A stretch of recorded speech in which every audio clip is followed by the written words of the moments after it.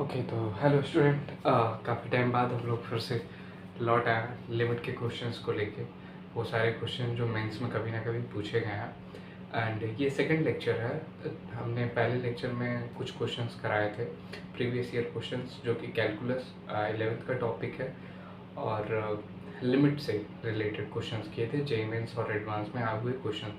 आज उसी सीरीज़ में आगे चलते हैं और कुछ क्वेश्चंस को आज सॉल्व करने की कोशिश करते हैं। आपके सामने ये क्वेश्चन रहा पहला, कि अगर एफ ऑफ 1 की वैल्यू 1 है और एफ डैश 1 की वैल्यू 2 है, then limit x tends to 1 पे root f x minus 1 upon root x minus 1।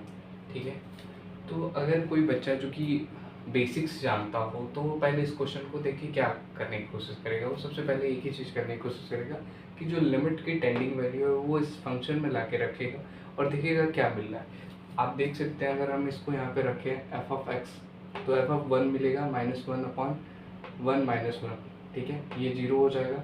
ऊपर आप देखोगे एफ ऑफ एक्स, इसकी वैल्यू क्या होगी 1, 1 minus 1, zero by zero form बन रहा है। ठीक है, तो पहले तो आप ऐसे क्वेश्चंस कभी छोड़ो नहीं क्वेश्चन एग्जाम में। ठीक है, अगर जब भी आपको दिखे कि क्वेश्चन में जीरो बाई जीरो फॉर्म बन रहा है, इनडिटर्मिनेट फॉर्म बन रहा है, तो उनके डायरेक्ट सोल्यूशन एग्जिस्ट करते हैं, उनको डायरेक्टली हम सॉल्व कर सकते हैं आसानी से।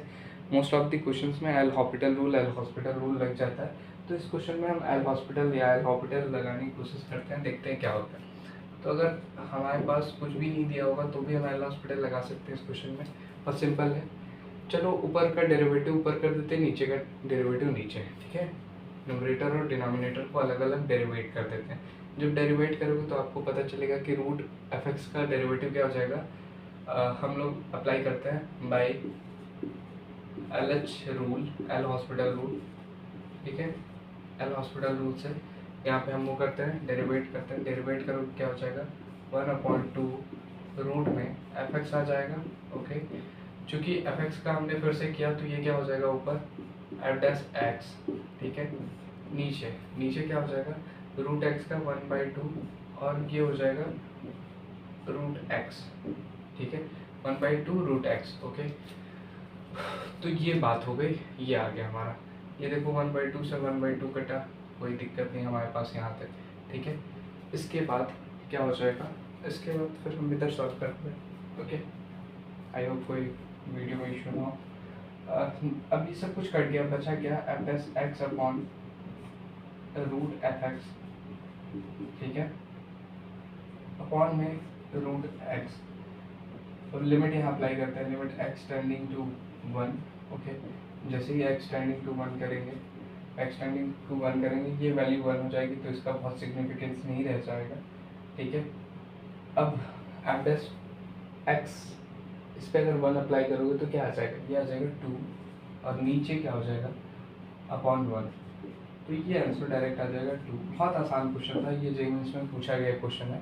ठीक है, बहुत आसानी से, 2 लाइन का भी क्वेश्चन नहीं है, मतलब बच्चा देखे तो उसे देखते देखते ही सॉल्व कर ले। ठीक है, तो अगर क्वेश्चन समझ में आए तो नोट डाउन करो और नेक्स्ट क्वेश्चन का वेट करो। कुछ क्वेश्चन हम लोग करेंगे सीरीज़ में, और अगर आपको सीरीज़ अच्छी लगे तो आप वीडियो को लाइक कीजिए, और मोस्ट इम्पॉर्टेंट अपने फ्रेंड सर्कल में शेयर करिए, ताकि आप यहाँ से क्वेश्चन प्रैक्टिस कर सकें। ओके, हमारा मोटो यही है कि ज़्यादा से ज़्यादा क्वेश्चन आप प्रैक्टिस करो बाई एनी मेथड। आपको यहाँ पे जो इजी मेथड लगे आप उससे सॉल्व करो। अगर आपको ये क्वेश्चन आ रहा है तो आप मेरे से पहले लगाओ। ठीक है, और अगर आ रहा है तब तो अच्छी बात है, नहीं आ रहा है, ये मेथड नया बताया तो इसे नोट कर लो। ओके, आई होप ये क्वेश्चन आपको नज़र आ रहा होगा साफ साफ। ओके, क्या क्वेश्चन कह रहा है, एक फंक्शन है जो आर से आर में है। ठीक है, रियल लाइन से रियल लाइन पे है। Be a positive increasing function. कैसा फंक्शन है, इंक्रीजिंग फंक्शन। कैसा है, increasing, positive increasing, with limit x tends to infinity पे f3x अपॉन एफ एक्स की वैल्यू क्या है 1 है, और x टेंस टू इन्फिनिटी पे f2x अपॉन एफ एक्स की वैल्यू पूछ रहा है आपसे कि क्या होगा। ठीक है, यहाँ पे एक बहुत इंपॉर्टेंट कॉन्सेप्ट आता है, वो है सैंडविच थ्योरम। बहुत लोगों ने पढ़ा होगा, बहुत लोगों ने नहीं भी पढ़ा होगा। अगर नहीं पढ़ा है तो ज़रूर चेक करिए, और अगर पढ़ा है तो बताइए कि क्या होता है, कमेंट में बता सकते हैं आप कि क्या होता है सैंडविच थ्योरम। खैर, अगर आप सैंडविच थ्योरम नहीं भी जानते होंगे तो यहाँ पे एक वर्ड है पॉजिटिव इंक्रीजिंग फंक्शन। तो अगर कोई चीज़ इंक्रीज हो रही है तो आप ऐसे भी अपने माइंड में कुछ सोच सकते हैं कि जीरो कुछ होगा जो छोटा होगा वन से, वन जो होगा मान लेते हैं कुछ, यहाँ पे f2x दिया है तो हम f2x की बात करते हैं, ठीक है। f2x से छोटा होगा और ये किससे छोटा होगा, f3x से। यही इंक्रीजिंग फंक्शन का मतलब है, 3 2 से बड़ा होगा, 2 1 से बड़ा होगा, 1 0 से बड़ा होगा, ठीक है। यहाँ तक कोई दिक्कत नहीं, ठीक है। अगर हम इतना जानते हैं अगर पॉजिटिव इंक्रीजिंग फंक्शन का मतलब, ठीक है, तो इतना अगर हम मान लेते हैं तो अब कुछ नहीं करते हैं, हम सबके नीचे क्या कर रहे हैं, इसके नीचे f(x) है, हम इसके नीचे f(x) को कर देते हैं, ऐड कर देते हैं, ठीक है। इसके नीचे भी f(x) ऐड कर देते हैं, लिमिट 3x अपॉन, अभी यहाँ पे लिमिट बाद में निकालेंगे, पहले इतना कर देते हैं। इसमें कोई डाउट है? आई डोंट थिंक सो इसमें कोई डाउट है। मैंने बस ये बोला था पॉजिटिव इंक्रीजिंग फंक्शन है, ऐसे मैंने दिखा दिया। और अगर ऐसा दिखा दिया तो f(x) का डिवाइड इसके नीचे भी कर दिया, इसके नीचे भी कर दिया। अब सैंडविच थ्योरम जैसे ही आएगी वैसे ही क्या होगा, यहाँ लिमिट क्या है, x टेंड्स टू इन्फिनिटी। तो ये जो चीज़ें हैं अभी लिमिट ना लगा के ऐसे ही सोचते हैं, जैसे ही सैंडविच थ्योरम अप्लाई होगा ये क्या होगा, यहाँ पे इक्वालिटी आने लगेगी, ठीक है। लेस देन और इक्वल टू, लेस देन और equal to f2x upon f(x) और ऐसे इनक्वालिटी आ जाएगी f3x अपॉन f(x). अब यहाँ पे लगा देते हैं हम limit x tends to infinity, ठीक है, x टेंड्स टू इन्फिनिटी। अभी हमें पता है कि limit x tends to infinity पे f3x अपॉन f(x) की वैल्यू क्या दे रखी है हमारे पास, 1 दे रखी है। और अगर इक्वालिटी होल्ड हो रहा है इन दोनों के बीच, ठीक है, यहाँ पे दिखा रहा हूँ, अगर इक्वालिटी होल्ड हो रहा है इन दोनों के बीच तो हम क्या कह सकते हैं कि अगर ये 1 दे रहा है, ठीक है, लिमिट है, लिमिट यहाँ दिखा नहीं रहा हूँ, आप समझ जाना कि लिमिट लिखा है मैंने, ये अगर 1 है तो ये भी कहीं ना कहीं वैल्यू इक्वालिटी अगर होल्ड करेगा तो 1 जरूर होगा। ऑप्शन में कुछ और नहीं है, हमारे पास 1 है, 1 क्या हो जाएगा, राइट ऑप्शन।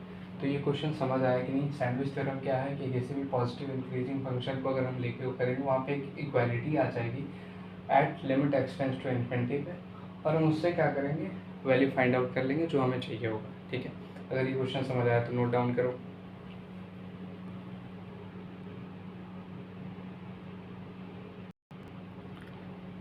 पुरानी बॉलीवुड फिल्मों में हम लोग एक डायलॉग सुना करते थे, बड़ा इंटरेस्टिंग सा होता था कि कई बार तुम्हारे सवालों का जवाब तुम्हारे क्वेश्चन में छुपा होता है, ठीक है। मैथमेटिशियंस भी ये बात बोलते हैं।